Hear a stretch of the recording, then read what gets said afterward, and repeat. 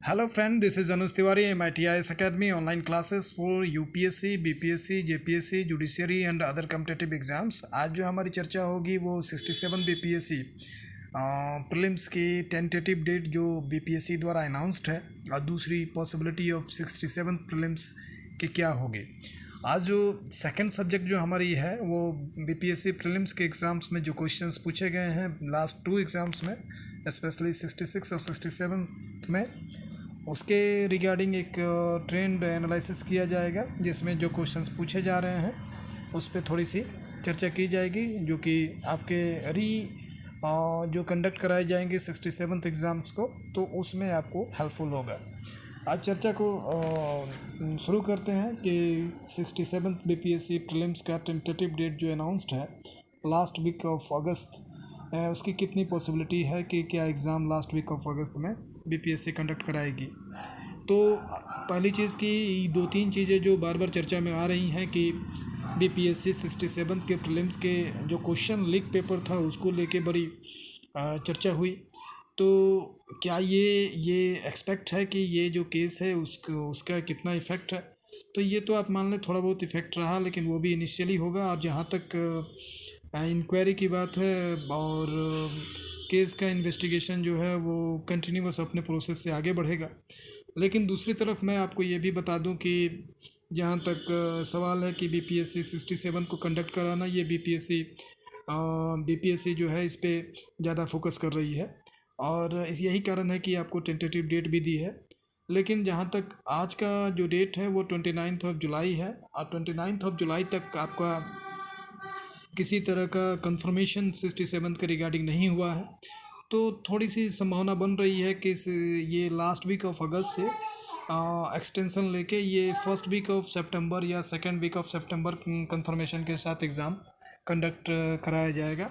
तो आप ये मान के चलें 1-2 दिनों में और इसकी क्लैरिटी होगी, जिसमें आप ये क्लियर समझ पाएंगे कि एग्ज़ाम जो है लास्ट वीक में क्या BPSC कंडक्ट करेगी या नहीं। एक ज़रूर क्वेश्चन मार्क है कि 1-2 सेंटर, वो भी इतना बड़ा इशू नहीं है कि 1-2 सेंटर यदि BPSC को सेंटर देने से मना भी कर दिया हो। लेकिन जहाँ तक पॉसिबिलिटी है कि अभी तक किसी तरह का कोई नोटिस नहीं, कोई अनाउंसमेंट नहीं, तो ये नोटिस और अनाउंसमेंट होना चाहिए था, जो कि उम्मीद है कि 2-4-5 दिनों में क्लियर हो जाएगा।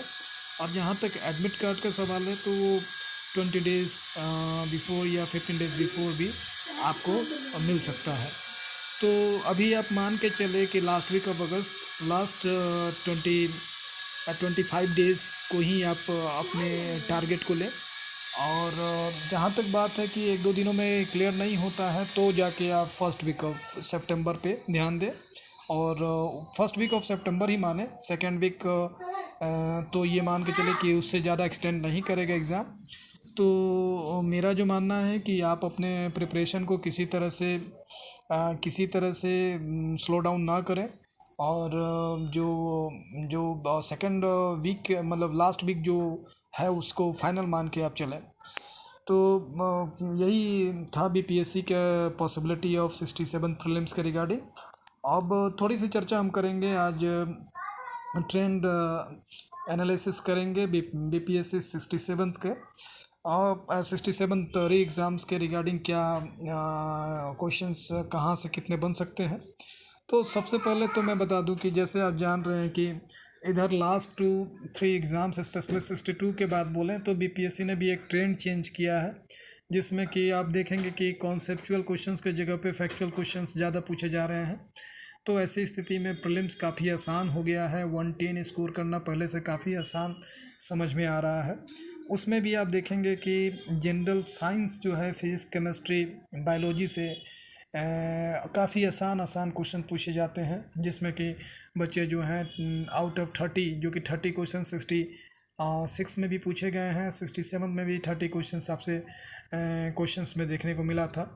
तो ऐसे कंडीशंस में आप मान के चले कि सिंपल यदि इस पे भी अगर कोई रिकमेंडेशन भी दे तो इवन 30 क्वेश्चंस में से लूसेंट से यदि जिन बच्चों ने कवर किया, लूसेंट के नंबर ऑफ पेजेस भी 70, 80 या 19 पेजेस, 90 पेजेस, मैक्सिमम 90 पेजेस जो हैं उस उससे उन्होंने 25-26 क्वेश्चंस जनरल साइंस के सही किए हैं।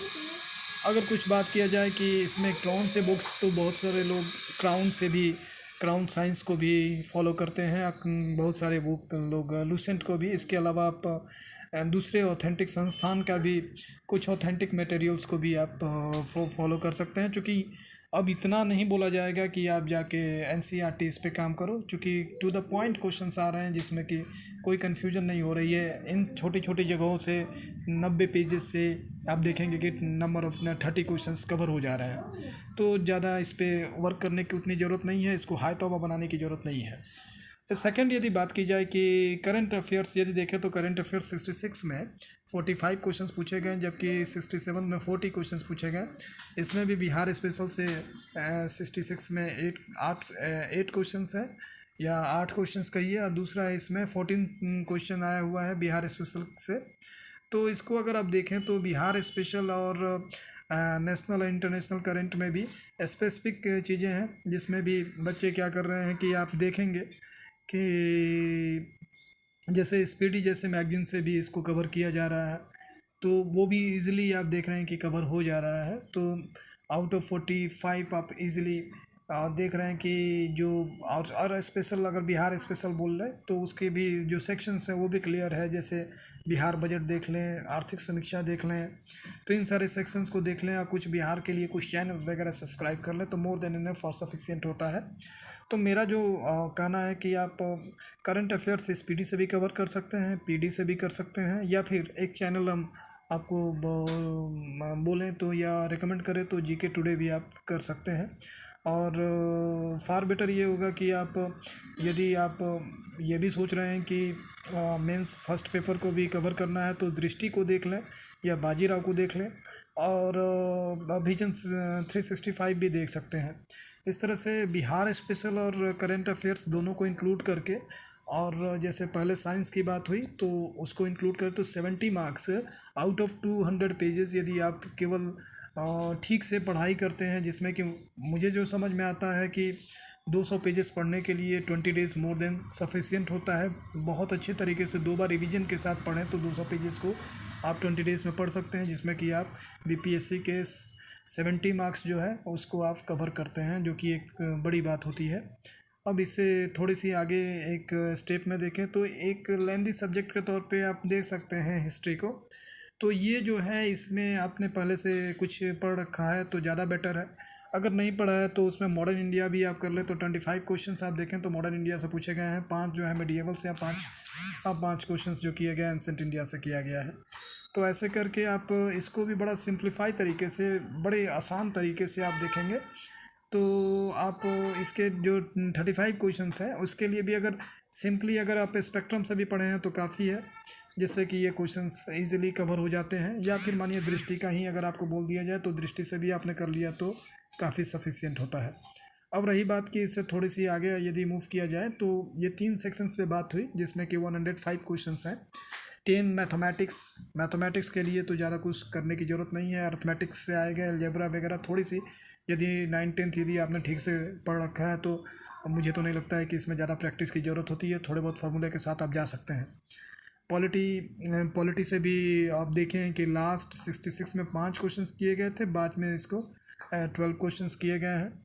तो इसमें यदि अगर आपसे बोला जाए तो इसमें अगर कोई भी थोड़े सा समझदार व्यक्ति हो, या 2-3 बार प्रीलिम्स क्वालिफाई किया हो, या इंटरव्यू वगैरह दिया हो, जो या जो क्वालिफाई किए हुए हों, तो उनसे भी अगर बात करें तो आपको मुश्किल से मुश्किल 10 से 15 पेजेस के एक नोट्स दे देंगे, या किसी संस्था से ही आप कंसर्न कर लें, या चाहे तो हमारे से ही कंसर्न कर लें, तो इजीली आपको वो प्रोवाइड हो जाता है, जिसमें कि मुश्किल से मुश्किल 12 से 15 पेजेस में आपकी पॉलिटी जो हो इजीली कवर होती हैं, जिससे कि वो क्वेश्चंस आप आराम से कवर कर सकते हैं।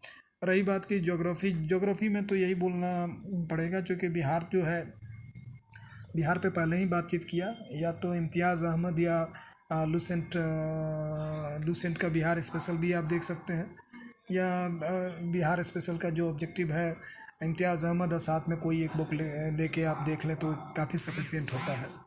अब इसके अलावा इकोनॉमिक्स पीडी का यदि आप पढ़ लेते हैं तो उससे भी काफ़ी हो जाता है।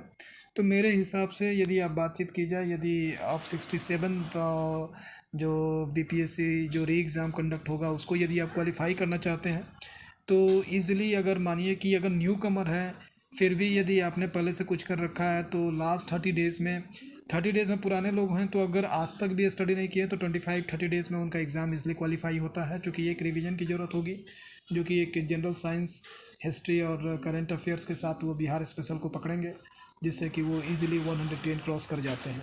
रही बात की मैथमेटिक्स, तो वो करेंगे ही करेंगे क्योंकि पहले से वो पढ़े हुए हैं। और ज्योग्राफी पे भी महेश बंडवाल या फिर मान लीजिए कि जो लूसेंट वगैरह है यदि वो कवर कर ही चुके होंगे तो ये आसान सेगमेंट है। अब पहले जो क्वेश्चंस आते थे और अभी जो क्वेश्चन जिस तरह से पूछे जा रहे हैं उसमें यही डिफरेंसेस आ रहा है कि अब कॉन्सेप्चुअल बहुत उस तरह से क्वेश्चंस नहीं हैं प्रीलिम्स के।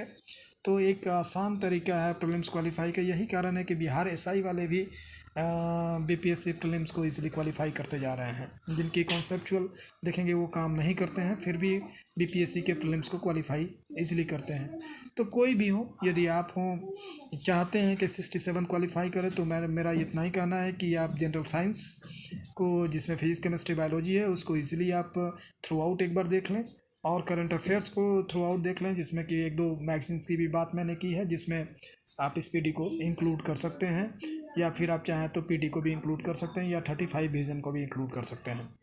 और बिहार स्पेशल के रिगार्डिंग भी हमने आपको रिकमेंड किया कि इम्तियाज़ अहमद को आप पढ़ सकते हैं, उनके ऑब्जेक्टिव को भी देख सकते हैं, साथ में लूसेंट भी देख सकते हैं।